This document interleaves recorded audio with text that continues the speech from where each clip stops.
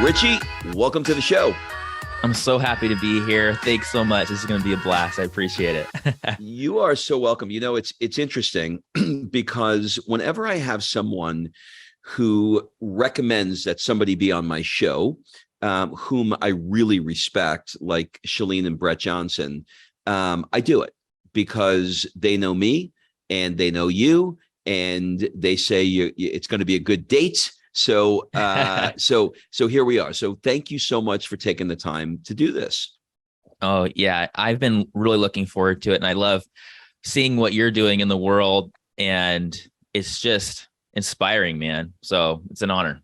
Well, we have a lot of commonalities, and we're going to get into all of that. So I think the first place I want to take this is, you know, they say you should never talk about religion and politics, but what the hell? I'm going to do it anyway.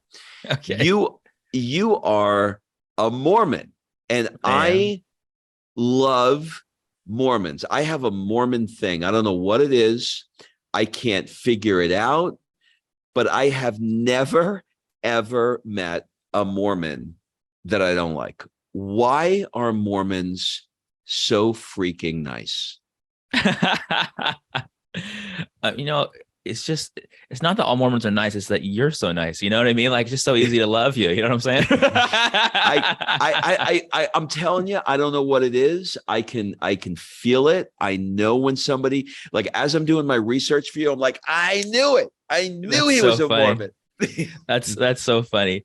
You know, I think we're all just doing our best, but you know, I really care about what I do and trying to help other people, and I don't know. You got a good vibe too, brother. Thanks, man. Thanks, man. Well, you know, in what ways do you think being raised Mormon, from, you know, sort of like a philosophical perspective, you just wrote a book that we're going to get into called Anti-Time Management, but was there something in your upbringing, because I know a lot of Mormons have big families, was there something in your upbringing that sort of, like, you know, your dad was an entrepreneur, you have this Mormon background, was there something in that formed this particular anti-time management? Because it's not a book, which we'll get into, that's about how to effectively manage your time. You're really trying to teach people how to live, right? So how do you think that background, or your background, affected the work that you're doing today? You know, one of the strongest beliefs I think that we have is choice. That no one's forced, that you have the opportunity to choose your path. Like, that is the greatest battle, you know, agency, to be able to decide what you want to do, where you're going to go, how you're going to do it. And sure, some paths will lead to places you want them to go, and some paths won't.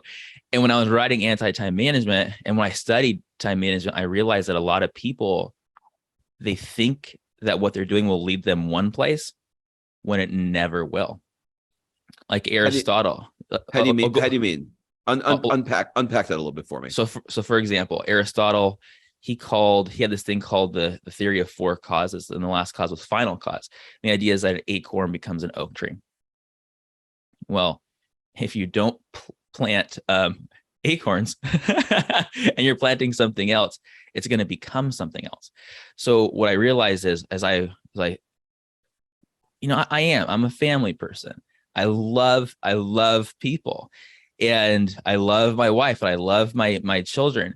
And I grew up in a really happy, healthy environment. And it was entrepreneurial, and it was very like, help those who are in need and do your best to, you know, be an example. And my dad was really heavy into helping the underdog, you know, so it was a service-based value system, and it still is.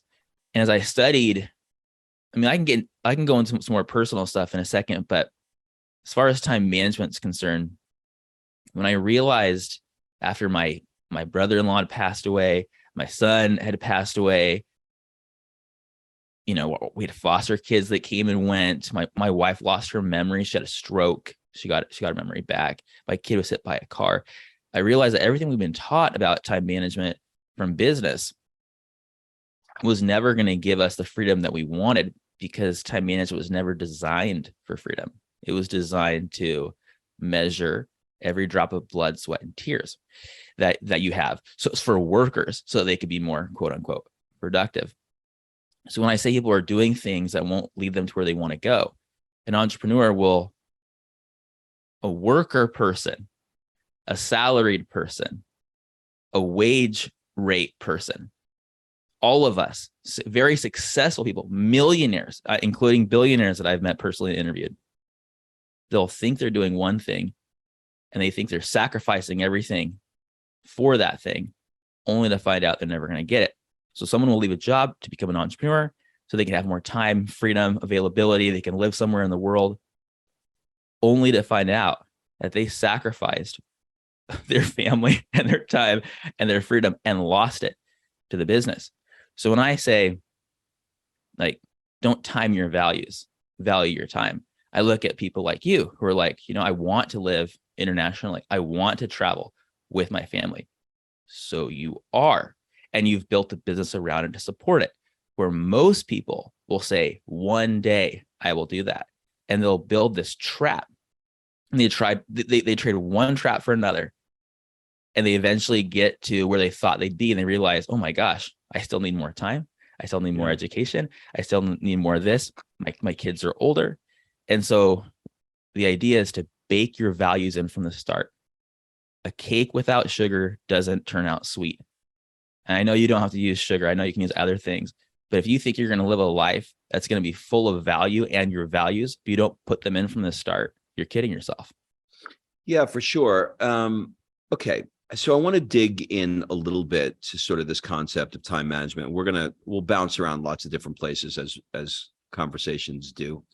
How much control, when I think about the word time management, I get this picture of somebody with like a lasso, like they're trying to control something. You know what I mean? So at 8 o'clock, I'm going to do this. At 9 o'clock, I'm going to do that. But the older I get, I'll be 56 in 2 months. And the older I get, the more I realize that sometimes things just happen. Like, no matter how much I willed a vision, a plan, wrestled, I'm going to do this at 8 o'clock for 3 hours, sometimes the universe just has another plan. And so I go like, let's call that on the left-hand side of the spectrum, right? Controlling it. I'm going to do this at 8 o'clock, this at 9 o'clock. But then on the opposite, you're in Hawaii, so you're surrounded by hippy dippy types, right? They're all over the place. And they're like, very, very chill. Right. Mm-hmm. Very chill. Like, let's just let things happen the way they happen. Right. And so the entrepreneur in me goes, dude, you better get a day planner and get your shit together. Right. But then the other side of me looks and says, I don't know, like, where's the sweet spot between the trying to control your time and trying to just let things happen? Great question. So management does mean control. That is the definition of the word. So when we say time management, we're saying time control, but we're not saying you can control your time. And we're not saying that bad things won't happen. What we're saying is, it's actually ask a better question, get a better answer. It's who controls your time. So in time management, this is the trick. This is where we're all falling as far as through this lens. In time management, who controls your time? They control your time. In anti-time management and the time tipping methodology, you control your time. That's the difference. So the idea that it's bizarre that the word time management even entered the self-help vernacular. It's not meant for personal development. It's the opposite. It is not meant ever for personal development. It never was, but we've adopted it that way. And so our language needs to change. So the better question is, what's the job of the goal? Because to me, we need to move beyond goals. We need to move beyond habits. We need to move beyond strengths. And you can be, oh, that's crazy. You go, we're obsessed as a culture with goals, habits, and strengths. But those are means. They're means to where you want to land. But we've made these means ends unto themselves. Covey never said, begin with means in mind. He said, begin with the end in mind. So once you realize what's the job of the goal, then this question of how do I manage my time, or what do I do? Am I doing the hustle grind like crazy? Oh my gosh, I'm so happy. I hate my life that I'm working so hard that one day I'm going to like it. That whole thing disappears. Because if the job of the goal is to hang out with your family, there's 10,000 ways to work to make that happen. Yeah. But we've chosen the one that won't allow it to happen until later. So I had an accountant say he wanted to have more time with his family and he's going to quit. He's making $250,000 a year. And we're talking about, he goes, I'm going to start a gym. I go, cool, man. He goes, I'm going to start 2. He knows the numbers. He has to have 2 to win. And I'm like, and your goal is, and he's like, I want to live 2 months out of the year in Italy. I'm like, awesome. Now you and I know you don't have to like necessarily leave your job or have a gym to live in Italy for 2 months. This is not a thing you have to do. He's making this up. We make things up. So then I go, cool, man. So how old are your kids? Oh, they're 13 and 15. Wait. And how long is this going to take for this to work out? 5 years. Oh, so when your kids are 18 and 20, I was nicer to the guy that I am here, but so when you're 18 and 20, you're finally going to have time to like go to Italy with your family. And then he's like, oh, so then once you realize that, you could have a gym, but hire someone to run it. He said he's a micromanager. I'm like, so you're going to be the one that wakes up in the morning to open the doors and make sure they're locked at night? That's a really interesting lifestyle you decided for yourself. That's a very interesting lifestyle. Not the one you said you wanted to have. But he told himself he needed to, because we adopt time management practices from work. Where literally back in the day, people don't realize that it was an actual invention by Frederick Taylor back in the late 1800s, early 1900s. Scientific management was an actual invention. They would study people, and the goal was, how fast can someone move bricks? How far can they move their body? How long do they need to stay in one spot? Had nothing to do with, can this person have a better experience in life? Nothing to do with that. Right. So we're all going through life. I mean, you and I sort of, I'm trying to bridge the role. Like, you and I lead very different and unique lives. You're in Hawaii writing books on anti-time management. I'm looking out at, a 700-year-old church outside my window right now. I love it. But I know that the person who's driving down the road or on the treadmill right now, it perhaps is not in that situation. And they're listening to us, and they're trying to figure out, well, how do I do that? Right. How do I navigate my way around it? So let's see if we can, back our way into that. You mentioned we're obsessed with goals, habits, and strengths. And, as you said it, I'm going Stephen Covey, by the way, another Mormon, begin with the end in mind, right? I got him in my head. And then the other one that came to mind is Atomic Habits, right? And then there's the Strength Finders test. So I can literally name a book for each thing that you're talking about. You're right. We are obsessed with goals, habits, and strengths. Do you think that we are because we are in, I'm going to continue to use the word control, because I feel like that's what it is. Do you feel like that's why we're obsessed with, reading Atomic Habits and, buying another Brian Tracy book, because we're trying to, we're trying to control our destiny. We're trying to manifest things. Do you think that that's why this is happening? I don't know. I'll tell you what I think, though. I also am obsessed with goals, habits, and strengths. They're not bad. They're tools. They're means. They're choices. They're not the reason. They're not the why. Oh, I'm going to get really good at a habit. What if it's the wrong habit? It's not even a bad habit. Yeah.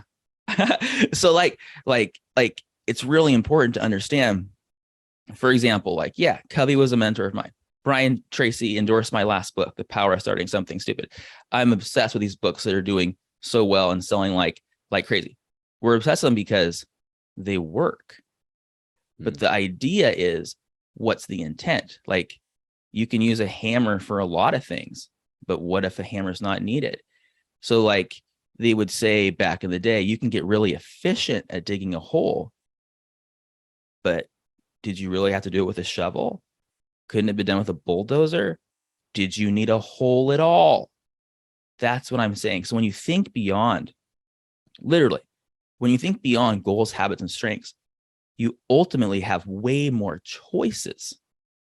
Because once you realize that what you're really trying to do is this thing, well, now you have not just one or two tools to use, you have many to choose from, and you can get in alignment.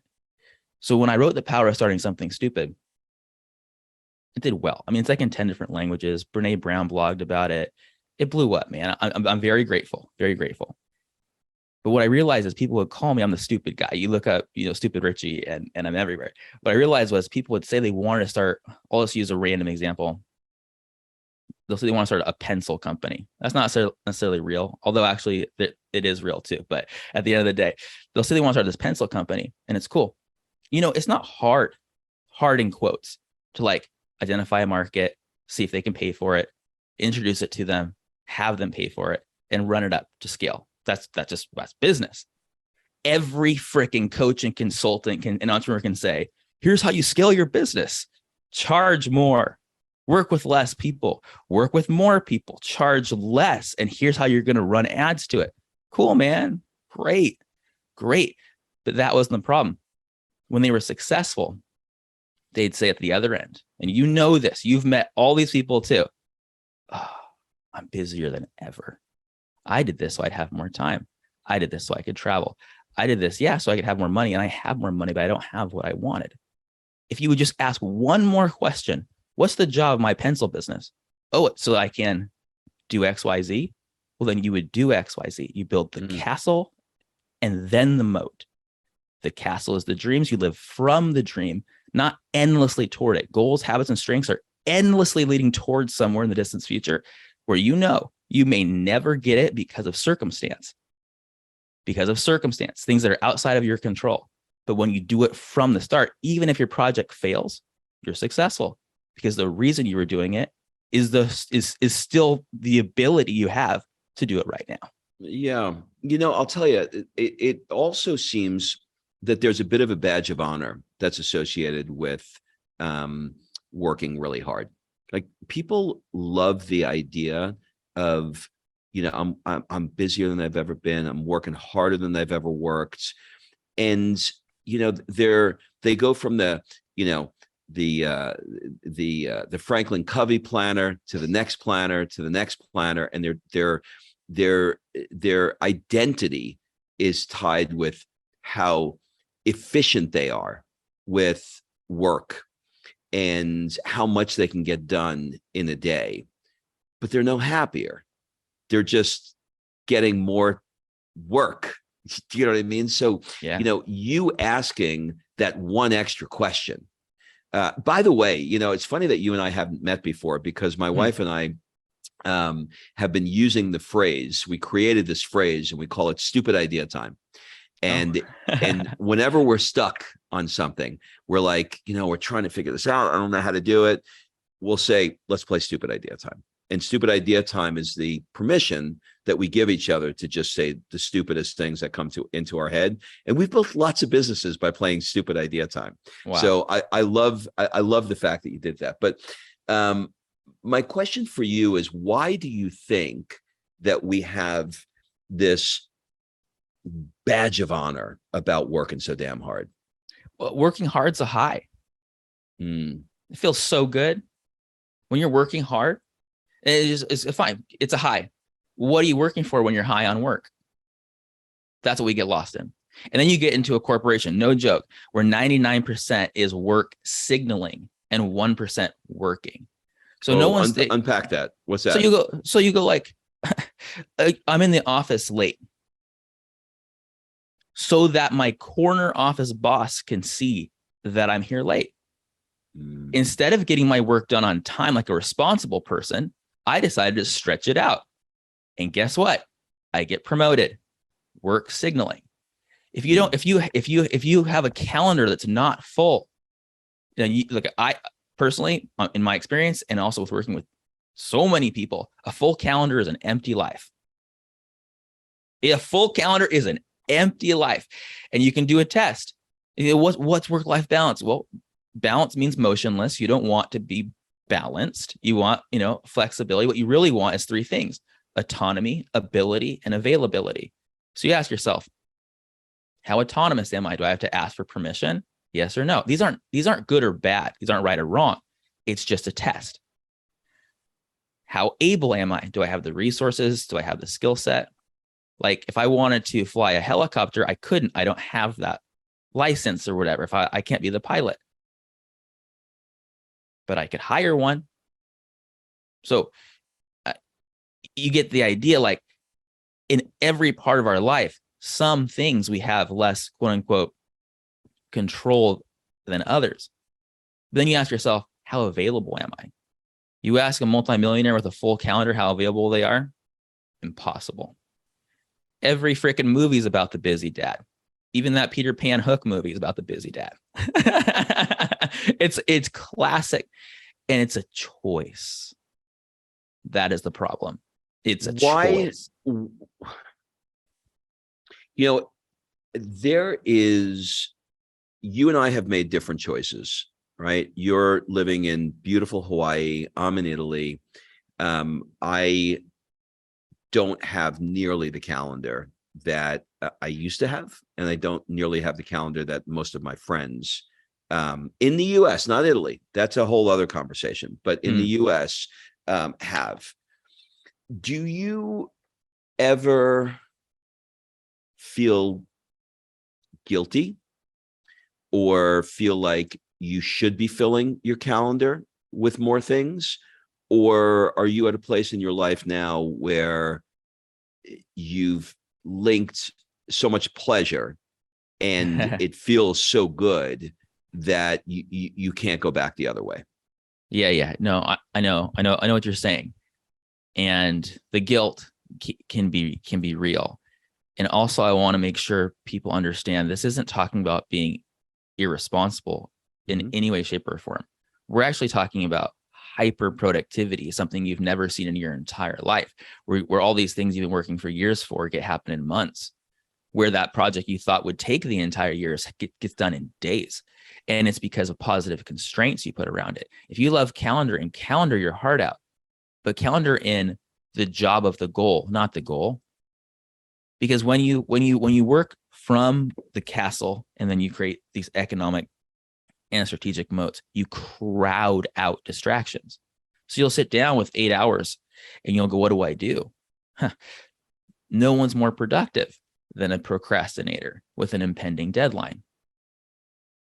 You'll do heroic work the night before or the hours before the due date. So you can make things happen magically, almost instantly. So as far as like guilt is associated with it or this or that, I personally do my things by projects. And when someone says, well, I'm working for someone else, I can't control that. Sure, you chose that job. You can also choose another one.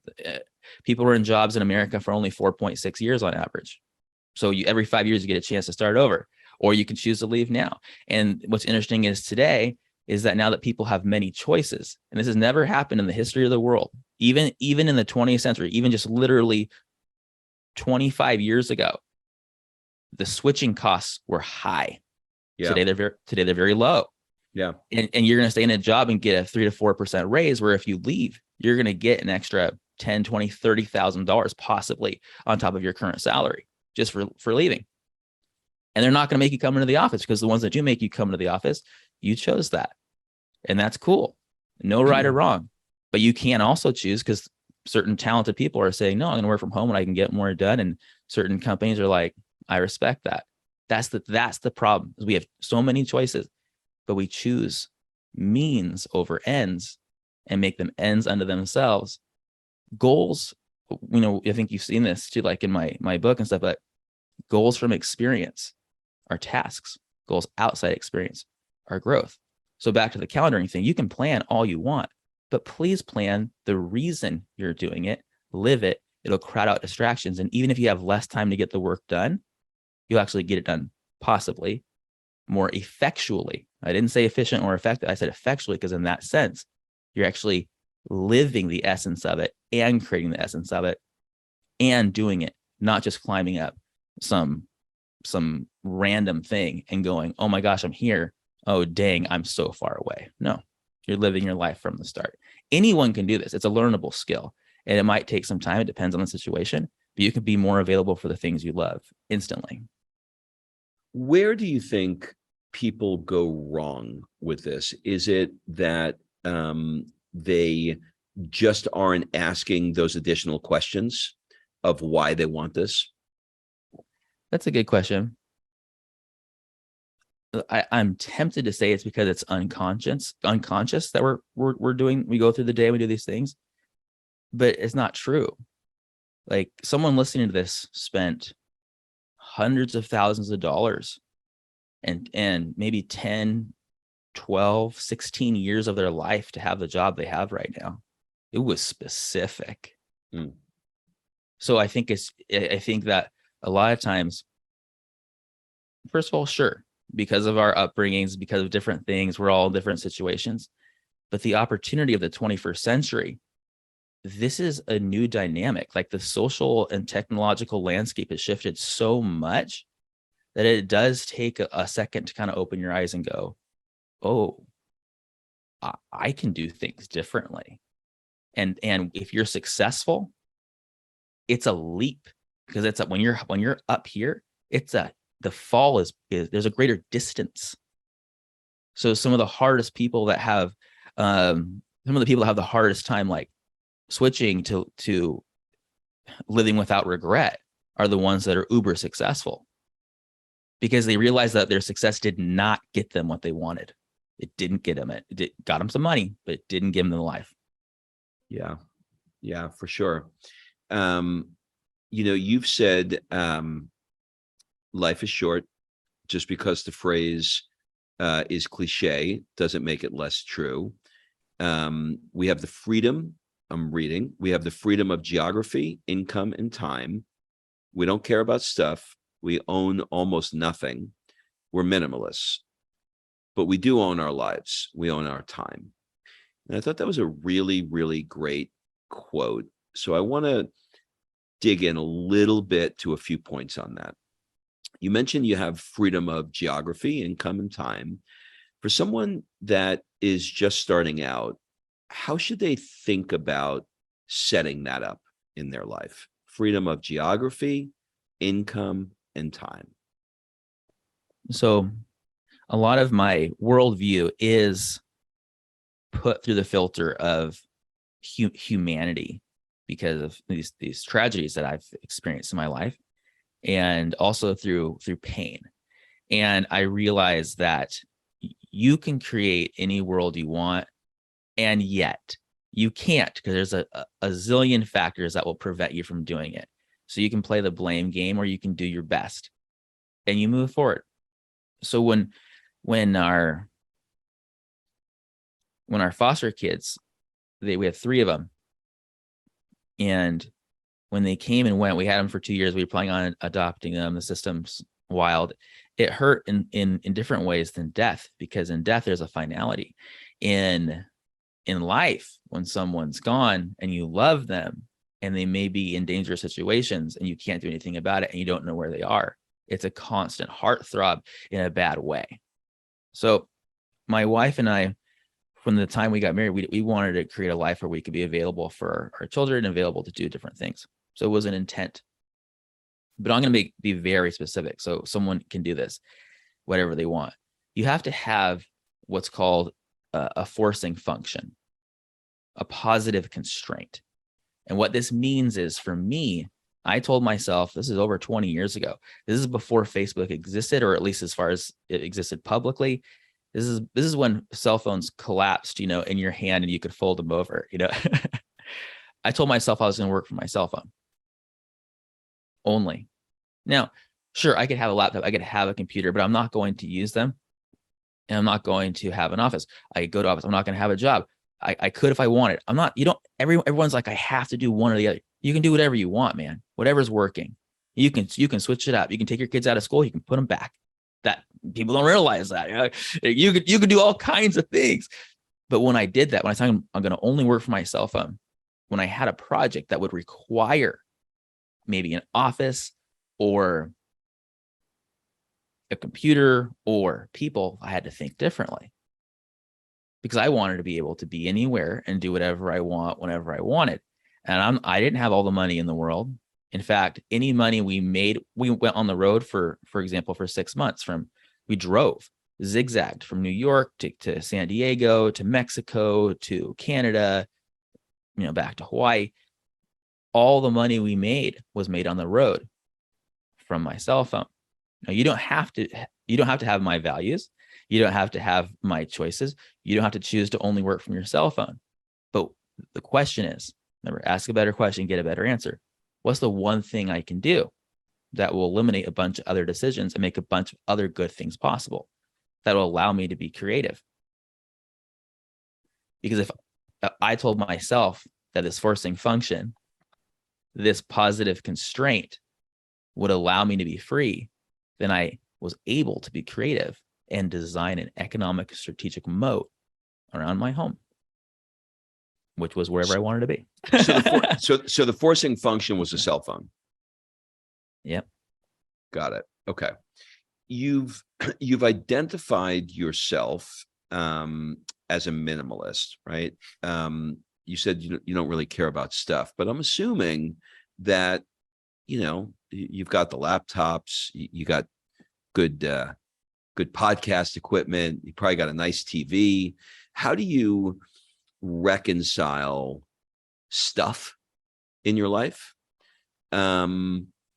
versus the idea of being a minimalist? And maybe you could sort of define how you see what a minimalist is. Okay, that's good.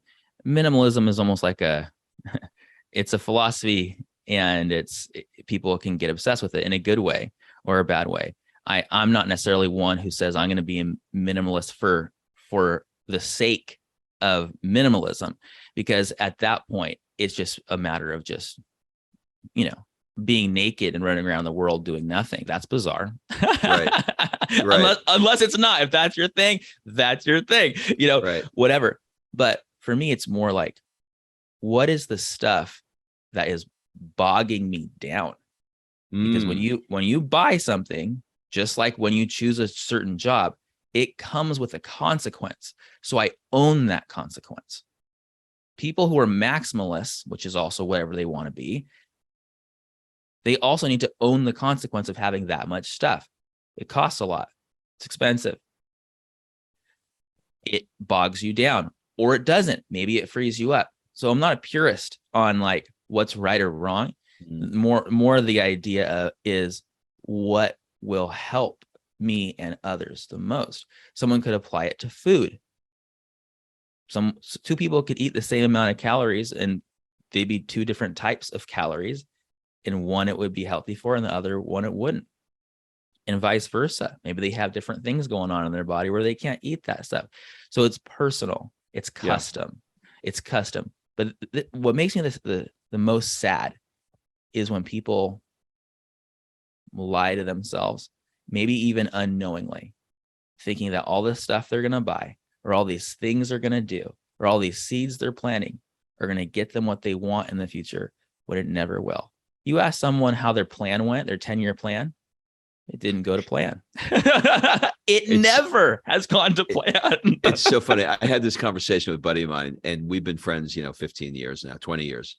And it's probably taken us 20 years to figure this out. Every 5 years, we talk about our 5-year plan. And then one day, one of us looked at each other. We went, has the 5-year plan ever worked out in the last 20 years? It doesn't. So if you're 20 and you're listening to this, put the damn plan away. It's not going to happen. There are too many other variables that happen in life. See, and what you're saying right there, that is the positive control we're talking about. Because when you keep throwing it out and mortgaging, your future with all these weird thoughts and ideas that you have to first have this happen, and then have this happen, and then have this happen, what ends up happening is more of the unknown. More of the unknown. But think about this just as a mental exercise. You don't have to answer, but whoever's listening to, like, think about this. Who were you 10 years ago? Who were you in 2012? You were a different person in almost every way. Different income, different lifestyle, different people around you, different everything. And so for us to think that in, let's say, 2032, that we're going to have the same goals then that we have now, we're kidding ourselves. I don't want my 2012 goals. Screw those goals. I don't want that crap. So right. that's the beauty of anti-time management, because when you live your values from the start, when you bake in your values from the start, you get to live those things right now. Yeah. And you get to live multiple lives in that sense. You're not waiting. The reason we do this, if we're going to take it like from like a social perspective and an economic, perspective, we were taught this, yes, because of like the Industrial Revolution, post-Industrial Revolution, but there were so many incentives. Wait till you're 65 to retire. There were so many incentives for that. And so we watched our parents, we watched our grandparents, we watched our great grandparents do that. The thing is, like, that whole philosophy, that whole plan, not only is it not a good idea necessarily, it doesn't work. It's not even a thing. So we're still borrowing 20th century practices and using them in the 21st century. And it's like, what are you doing? You can do anything. And so someone listening is like, I can't do this. I'm already in this stuff. Yeah, you chose that. Don't ever forget it. You can choose your way out of it too. Yeah, for sure. It's like, oh God, who's the guy who wrote? His name's escaping me now. The Chicken Soup, Jack Canfield's. Jack Canfield. In his success principles, like it's literally like in the first couple of pages, he said, "Stop complaining about the dog. You bought it." Well, there you go. There you go. Yeah, no, he's amazing. Jack's a guy. He also endorsed my last book. I love him. He also says something about taking 100% responsibility. Yeah, it's in that chapter. Right. It's in that chapter. So like there's a lot of ways we can do this. There's a lot of tactics. There's a lot of goals. There's a lot of strengths, and people are like, well, aren't strengths good? Do you know how many people I talk to that don't want to do what they're good at anymore? Almost everybody. Yeah. They're done. They're really good at it. And that's the challenge. Why did the company have you fill out that strengths test anyway? To help me be a better worker. You're right. Because why would they promote you and have you do something else and teach you something new? Why would they ever do that when they now have data where you said this is what you're good at? Why would they ever allow you to have personal growth into a new area? You got to remember, like, whether the intent was that or not, that's how it's practiced. That's what a manager does. Why would if you're a coder, why am I going to have you do this other thing? Why would I do that? Yeah. Companies weren't designed to grow people. They were designed to grow income. This is a really interesting point you just made. People don't want to do what they're good at anymore. I think everybody listening right now will recognize that there is some skill set that they've been doing. I don't care if they're a teacher, a doctor, lawyer, doesn't matter, that they can do in their sleep, man. They're just good at it. And they're not interested in it. And I think the other side of that is your point, which is we're not growing.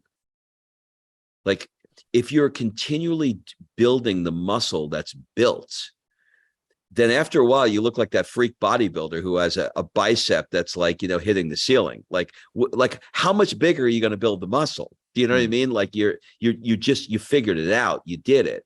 And do you think it's because we're just wired as human beings to grow, and it's just intuitive in us to just stop that? 100%. The desire to grow and to become something more and to develop is innate. Like that is in us. From in every piece of us, it's there.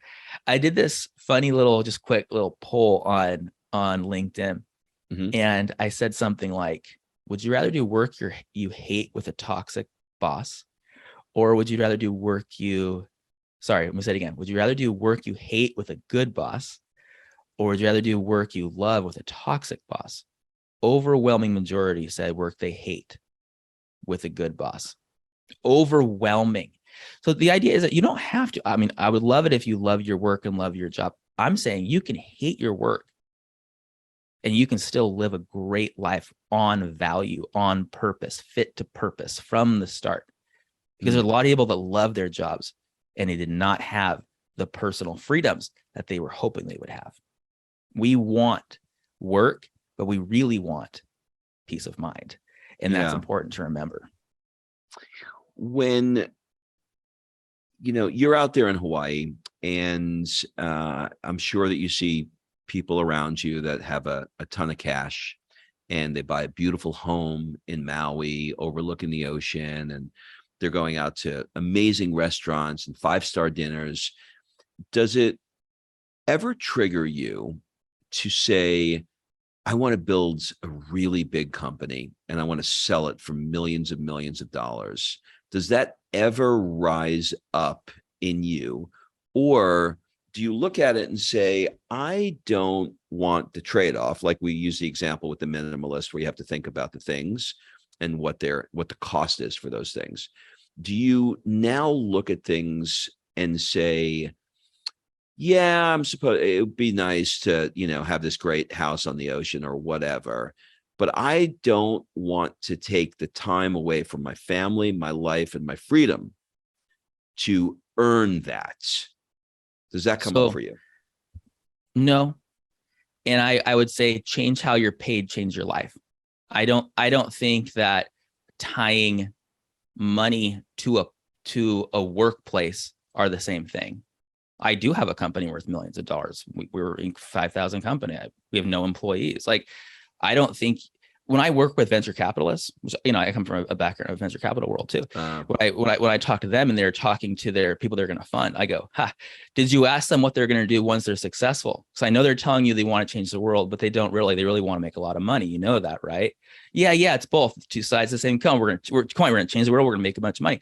But if you ask them what they're going to do once it's successful, and you bake that in from the start, these companies grow exponentially because you remove yourself as the bottleneck. So inherently in that question, what you're saying is you have to choose yourself as the bottleneck to make a bunch of money. BS. In fact, owners are not on the court. They're not. That's important to remember. For sure. Tell me more about the company that you have, the Inc. 500 company. What is it that you're doing there exactly? Inc. 5,000. Inc. 5,000. It probably could be 5. But you got to apply for these things, so you got to do it at the right time and all this kind of stuff. but that's called Product, and it was built out of after I wrote The Power of Starting Something Stupid. That's the thing, is like one thing leads to another. I could have told myself forever to write a book, and I just did, and then things happen. But people would come to me and they'd say they needed to have a product made. That was their stupid idea. And I'm a social entrepreneur. I have a background. My first company was a cashmere company in Mongolia. I've built companies in Samoa, Western Samoa, Philippines, Fiji, Cambodia, all over the world, all over the Asia Pacific Rim. And that's where kind of this stupid idea book came from, in addition to other things. So when people came to me and said, I want to start this business and I want to have this stuff, in my mind, I'm about giving people their time and freedom back. And I know how hard it is to make products and do the entire supply chain and do the warehousing and do the distribution and do the fulfillment and all that stuff. And I knew they were never going to do it because it's really hard and it's expensive. So, I asked, a friend of mine if they wanted to help put this business together, and we did. So today we make over 100 different products at any given time from my cell phone. And how much of your time do you spend on that business? The answer is this: is however much I want. And as I say, it's like I should put more time into it, or I should do this, and it should be that. But when you work with experts, this is a very important word. When you work with experts, it's handled. People hire people, and in their mind they say, I'm going to train them. Therefore, they've given themselves 2 jobs: hire the person and train them. Actually, maybe 3 or 4 jobs, because now they're going to do it. Then the person's going to try and do it wrong, and then you're going to do it for them. This is an endless battle for entrepreneurs and companies. Why not just hire someone that can already do it, someone that could teach you? One decision eliminates many others and also creates an abundance of other opportunities. So that's how we roll. That was gold right there. Hire someone who's an expert that can teach you. That's really good. And why do you think people don't do that? One side of me says it's because they think they can't afford an expert, Yep. which isn't true anymore. You go on Upwork and they're everywhere. Yeah. You don't have to take advantage of anyone ever. I'm not about that. No one's ever suggesting that. You put out the project, you put out a number, they accept it or not, and the good ones, they negotiate with you to get to a point where it's worth it for everybody. And I think, go ahead.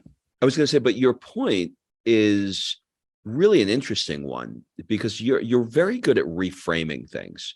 And your point is, instead of setting the intention to hire somebody that yes, you want to train, yes, you're saying hire the expert who's so good at it, yes, that they can teach you. Yes. And if you don't, I personally think it's super selfish not to. There's time and place for everyone to be trained and to learn. But you're telling me there's this person over here who has a family, who's worked for years to learn this craft, that you're not going to hire them? What's wrong with you? Yeah. And what seriously, who do you think you are? Like, you know what I mean? So people are like, I'm an island unto myself. I'm going to do everything I can, and I'm going to control every single person and tell them everything they're going to do. Why in the world would I tell someone what to do when I don't know how to do it myself? Hello. So you hire people to know what they're doing, and you can make anything. We're making tiny houses. We're making yoga pants. We're making journals. We're making jewelry. We're making high-end clothing, the same kind of clothing that high-end brands are using, the same factories. Like, the possibilities are endless when you start using these time tipping, anti-time management principles. There's nothing you can't do. Oh, does it cost all this money? Well, if I have somebody hire me and I'm going to use that money to get all this done, and it creates value all the way. There's a supply chain. There's also a value chain. If this creates value all the way back up through, do it over and over and over again. So, like, if somebody wants to make a journal or something like that, they would come to your company and you would handle it. Yeah, I made John Lee Dumas's all three of his journals. The Freedom Journal, the Master Journal, the Podcast Journal. We put those on Kickstarter. I think the first one raised $453,000 in 33 days. We do stuff for our friends Shalene and Brett. We do stuff for Russell Brunson. I mean, the list goes on. There's been a lot of myself name dropping here, but it is what it is. That's my world. And why does this happen? It didn't happen fast. It just happened because I wanted to be the other side of the coin to someone's success. I have an editing company where we work. A lot of my clients are YouTubers. They have 1 million subs or more. They go to Disneyland and they pretend like they're happy because, it's YouTube. But in reality, one's at home while the other one's running around racing, getting the shots, and the other one's editing. They're sad. They hate it. It's ridiculous. Richie, how do you do so many things, so many varied things? I don't. I just want to give people their time and freedom back. I want to give them their choice. I want them to do it. I don't care how it gets done. If I can do it in a way that creates time, not takes time from me, that's the key. My intent is, how do I do a thing that creates time, not takes time? Changes the way I operate. Because it's not how much money you make, it's how you operate that affects your ability to be available. I love that. What does a typical day look like for Richie Norton? I hate that question because it's a little embarrassing. No. Here's what I don't want you to do. I don't want, because we had this conversation with Shalene, and she's like, I feel embarrassed. Like I rollerblade until noon, and then like I work on two projects, and then I'm done in 2 hours. Like for you, like because I'll tell you. You're interesting because you've got a super successful company. You have multiple kids. You're incredibly charitable with your time, foster care, raising children. And yet you have this other side of freedom. Like, yes. Who are you? I don't know. Who am I? It's okay. That question is very important. But I'll tell you what I do, but I'll say this to listeners. The idea in work, whether you're at least to me, whether you're an executive, you're an employee, you're an entrepreneur, everyday stuff, anything that starts with an E, whatever you are, your goal is to set things in motion, not do everything yourself. and you set things in motion in a way where you allow people to be talented and you let robots do the crap that robots do. That's the world we live in. Everyone's worried about what's going to happen to jobs. You know what's going to happen? We're going to be more human. All the stuff that was just so robotic, you don't have to do anymore, man. Be creative. So the idea here is there's a lot of things to do, but even in me saying that I could do all these things, it wouldn't matter if it was off purpose, if it took me away from what I wanted to do. So yesterday my wife and I went stand up paddling with a couple other couples. So there was 6 of us for 2 miles from our house all the way down to another spot. And my son came and picked us up in the truck and we drove back. You know, that was my day yesterday. And also yesterday, I put together an email sequence for the launch of my new book and sent it to some contractors that will put it on my website and allow me to create, a bucket without holes so that I can serve more people who end up buying my book and sending them bonuses. So in one sense, it was like a big day. Of course, I had calls and did these other things, but this is how I roll. I don't use an alarm clock unless I have to, because something's going to happen. But I learned living in Hawaii and having so many time zones, because I'm working with people in China, Vietnam, Mexico, Europe, and then of course everybody from New York to California. I could be on the phone or on the computer every hour of every day, and it would be a normal time for someone. So like for me and you're in Italy, I'm in Hawaii, we're 12 hours apart. Like it could be constant, and it is constant. But I decided one day, if someone from New York wants to talk to me at 9 a.m. their time, I'm not getting up at 3. I'm sorry. I'm just not going to do it. We're going to schedule this thing at 9 my time. You know what I mean? At 3 your time. And you know what I found out? Nobody cares. Nobody cared. No one cares. No one cares at all. It's fantastic. That's the cool thing, is when you put life first, when you're a responsible person, stuff still gets done. So I'll wake up when I need to wake up naturally. I think alarm clocks are very unnatural, but I wake up naturally. Sometimes I wake up earlier, sometimes I wake up later. I go and walk my dog on the beach, and while I'm walking the dog, and I'll do some exercising, running, push-ups, whatever, just some light stuff. If I want to, I'll do some phone calls with some of my business partners and see what's going. I'll get back, the rest of the family's up doing their thing. We're kind of just chilling and hanging out at the house. Sure, we got Netflix on, we got whatever's going on. And then when I want to go surfing, or really what happens is, and I had to be really careful when I was writing my book, that I was within integrity of what I was teaching. Even when I was writing my book, when I get deep, and I'm in the thought, I'm doing something, and then one of my kids will come and, hey dad, can we go surf? Or hey, can you take me to town? Or can you go do this thing? I did it. I didn't, I did it as an experiment too.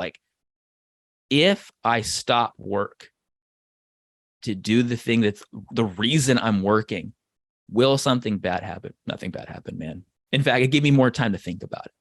So about whatever you're working on. Yeah. So, people are they think it has to be another way, but they don't want it to be that way. Yeah. So I say, what do you want? Test it out, man. You'll see some magic happen there. You're more creative than you know. What does your writing process look like? Was it a couple hours a day? Do you write 1 page a day? Do you write 1,500 words? How did you think about? Because I have a lot of people listening that may want to write a book. So this book too, by the way, took years to write. And that's the thing is, when something really is important, dreams get done when there's deadlines, right? They don't get done until they're due. But still, getting it done for the sake of getting it done wasn't the purpose. Getting it done right, however long it took, was the purpose. So over time, literally years, I've been working on this book. Whenever I get a thought, I will write it down in notes, like a bullet, or I'll write it in an email to myself and label it under these ideas. Yeah. When I grew up, I'm from San Diego originally, but I grew up like a punk rocker guy. And so I was always writing music writing everything down, you know, paper and pen. I have crappy handwriting. I could never read it, but that was my practice. So if someone wants to become an author, here's how I do it. Eventually you have this stack of like tens or hundreds, possibly thousands of just bullet points of ideas. It could be one word, one idea about a story, one whatever. Then when I get the idea for the book or whatever it is, I'll create a chapter outline. It's a draft. It can be whatever. It can change. And I'll organize those bullets underneath the chapters. Now, all of a sudden, I have a book. What is starting to look like a book. Then I'll go and I'll write like a paragraph of what this would be about. Now, all of a sudden, I have this outline, you know, of a book, which can turn into a proposal. And then I can flesh it out. And I usually try to hit all the different angles with, you know, a story, a principle, call to action, any facts or statistics that are relevant.